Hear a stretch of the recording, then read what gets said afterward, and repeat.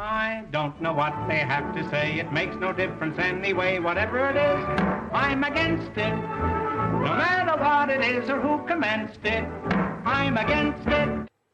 Some classic Groucho Marx comedy mocking an ancient mentality and punchline, people who seem like they're against virtually everything, which applies to some Republicans now taking control in the House and opposing funding, not only for, say, the traditional right-wing targets, but sometimes basically they're anti-all government funding, period.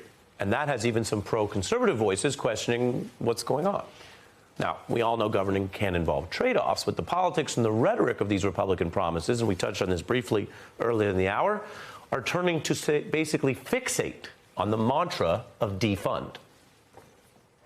The defunding of 87,000 new IRS employees. Defund the $80 billion from the Inflation Reduction Act. If it was up to me, I would totally defund the FBI.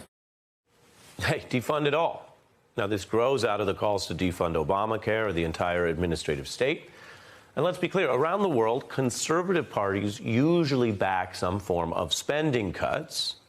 Republicans in America talk about cutting spending, but we should know they tend to back higher spending when they have the White House, which is the very period of time when they have the most power to actually cut spending, which is why the debt broke records under Trump. But this also isn't just some Trump thing. George W. Bush ran on being more allegedly fiscally conservative than his father, who famously raised taxes.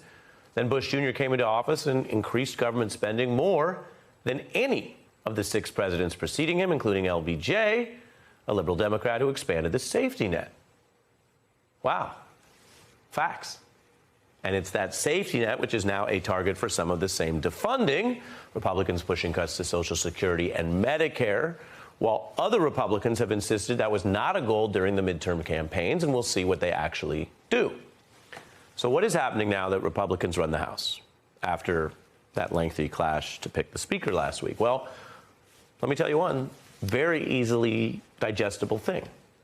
Their first move was in the defunding domain to cut money for the IRS, striking given that their former president and only current declared candidate was busted for basically swindling all the other honest taxpayers by paying little to no taxes at all. It's the kind of imbalance that's way easier to pull off when the IRS is weak, or, to use a familiar word, defunded. Now, the vote I'm telling you about just happened. Democrats have allocated money for the IRS to actually focus on businesses who think they can pull one over on you and the super rich who try to evade taxes. So the Democratic Senate is expected to block the Republican bill to defund parts of the IRS. Now, whether you see that as a boon for Trump or Trump wannabes, that effort to shield them, or the entire wider elite Republican donor class, the defund push goes beyond, say, IRS. It's also hitting some other interesting turf, like going after what they once called a strong military. Fox News' sister paper is now slamming the House GOP for eyeing Pentagon cuts as a Republican target. And then here's Jim Jordan pushing back. Is that now the message that the Speaker, the GOP, is sending, that defense spending at a time you mentioned our military is struggling could potentially be on the chopping block because of this deal that was made? Well, Shannon, we got a $32 trillion debt. Everything has to be on the table. Everything has to be on the table. And frankly, maybe if we would focus our military spending on the soldiers and not having so many the ratio of general officers to enlisted individuals now is so out of whack. And then there's Homeland Security, an agency that was created under Bush Jr. after 9/11. Bush touted that reform, just like Reagan used to tout defense and the FBI as sacrosanct and fundable obligations of government. Too often, many members of Congress treat defense like it was someone else's responsibility. It's always the first thing to be sacrificed, to be canceled or cut or delayed. The personal qualities of the special agents of the FBI have made the Bureau the most corruption-free institution in the history of law enforcement. The Homeland Security Act of 2002 takes the next critical steps in defending our country. Dozens of agencies charged with Homeland Security will now be located within one cabinet department. That is the cabinet department that now Republican lawmakers say they want to defund over something we covered earlier tonight, their criticism of its alleged approach to the border. So it is time right now for the House majority to do our job. And we're going to have to stop funding a Department of Homeland Security that refuses to secure the border of the United States. And we're going to do that this year. Okay, so let's review these two moves. Conservatives say they want the IRS to be weaker, so they try to defund it. And they say they want Homeland Security to be stronger on the border, so they try to defund it. Got that? No matter the agency or the purpose, defunding is the answer. No matter what an agency does or what they have to say, if it makes no difference and you're against it, if no policy proposition will be heard, like the border experts who say if you want tougher enforcement and more agents, you obviously need more funding, not less, to do that. Well, again, that's why we are in prime Groucho territory. I don't know what they have to say. It makes no difference anyway. Whatever it is, I'm against it. No matter what it is or who commenced it, I'm against it. Your proposition may be good, but let's have one thing understood. Whatever it is, I'm against it. And even when you've changed it or condensed it, I'm against it. Classic. And some classic points stay relevant. Now, how did we get here? Near the end of the hour, one more good conversation ahead of us, talking about Groucho Marx and defund and dead ends. Well, if you're a loyal Beat viewer, you might know how. Because this is a special day here on The Beat, the first Che Day of 2023. You know the man, you know the cartoon, you know the credentials, you can see the flags. Obama veteran Che Komanduri is back, and we are indebted to him for some of these insights, including, credit where it's due, the Groucho reference. Che, explain to us why this made you think of Groucho, and is there a policy problem with saying you want it stronger, defund it. You want it weaker, defund it. You don't want to change it, defund it. Well, it actually reminds me very much of the famous phrase from Horse Friends, which you just played, whatever it is, I'm against it. That is basically the theme song of this GOP. Whatever it is, they're going to be against it. And I think we have to sort of remember that this push to defund and for spending cuts, it's not based on any kind of high-minded small government principles, stuff out of John Locke or Adam Smith.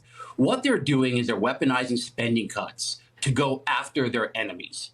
All of the people or all of the agencies that are right now on the GOP hit list, if you will, are things that have run afoul of Donald Trump, the IRS, the FBI, and also Vladimir Putin. The Defense Department is something they now want to cut because the Defense Department is helping Vladimir Zelensky defeat the Russian invasion. This is all about an enemies list and weaponizing spending cuts to go after the enemies of the GOP. In many ways, it's very much in line with their war on woke corporations, the stuff that Ron DeSantis is doing, going after liberal professors, CRT. Everything the GOP is about now is going after enemies, including spending cuts, budget constraints, et cetera. Yeah, so all very fair points, interesting points. Is there any rationality to saying the DHS isn't strong enough, we got to defund it? I mean, does the hole in that logic even matter because it's noticeable? Well, it would be nice if they had some kind of plan of how they were actually going to improve Homeland Security, how they were going to improve the things that they are complaining about on the border. There is no plan. It is simply revenge. Revenge on Joe Biden, Democrats, the Department of Homeland Security, et cetera. This is a revenge agenda. And it puts me in mind of another line by Groucho Marx from the movie Duck Soup, where he says, the last guy nearly ruined this place. He didn't know what to do with it. If you think this country's bad off now, just wait till I get through with it. I mean, that sums up Marjorie Taylor Greene to a T, I think. And I couldn't help but notice it rhymed. It did. I did want to, in the spirit of the beat, add my own verse, to the show. Shout out to Groucho Bars. Is it all the performance and the bumper sticker because they have such a logjam with the Senate? in a narrowly divided Senate where Joe Manchin is there and McConnell obviously has struck deals occasionally. People forget that. He struck one, for example, on trying to coup-proof and Trump-proof parts of the certification. That was late in the ninth inning there in December. A different approach, and again, I'm not saying this is likely. You're going to say, Ari, you're dreaming, but a different approach would be to find something soon in those opening months where you have the momentum in the Capitol that they might actually get through if they picked off some Democrats or found something in the middle. Obviously, this type of defunding stuff, as I mentioned, most of it will hit the roadblock in the Senate. What about that prospect, or is that just not on the table? That's not really on the table. I think the House GOP doesn't think in that way. They think in terms only of revenge. And you can't even say that there's any kind of political strategy at work here. When Newt Gingrich sort of pioneered this idea in the mid-90s, it didn't work. It helped to reelect Bill Clinton. When the Tea Party did this in 2011, where they played around with the debt ceiling and tried to crash the U.S. economy, it helped to reelect Barack Obama. When Donald Trump tried to do this sort of thing, you know, playing a game of chicken with Nancy Pelosi and Chuck Schumer, if you remember, it helped defeat him in 2020. So there is no real political strategy here. It's simply whatever it is, I'm against it. I'm out to ruin this place. I'm out to get revenge. You know, just basically leaving a track of ruin and not caring about the consequences for the country and actually for themselves politically.